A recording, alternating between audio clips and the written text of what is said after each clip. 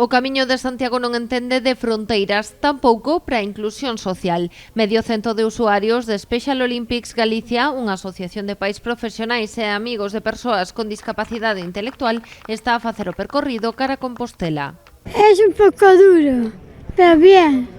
Conocemos gente nueva e nos encanta, pero son poucos días, tenía que ser máis. Hoxe partiron dende Pontevedra na súa terceira xornada de peregrinaxe. Na praza do Concello sumáronse á comitiva varios axentes da Policía Nacional para acompañalos en parte do percorrido.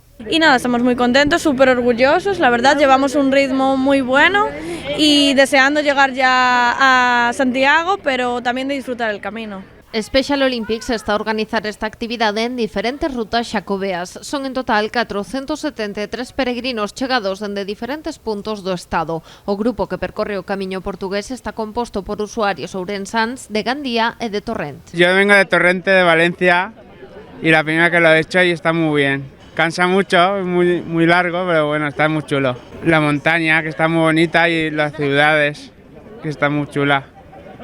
Y la gente. Unha actividade coa que a asociación busca visibilizar o movemento asociativo da discapacidade intelectual, o tempo que viven a experiencia que supón facer o camiño. Lo están llevando genial. Y lo más importante es que creo que estamos disfrutando y nos lo estamos pasando muy bien. Ayer fue una etapa dura, pero muy dura.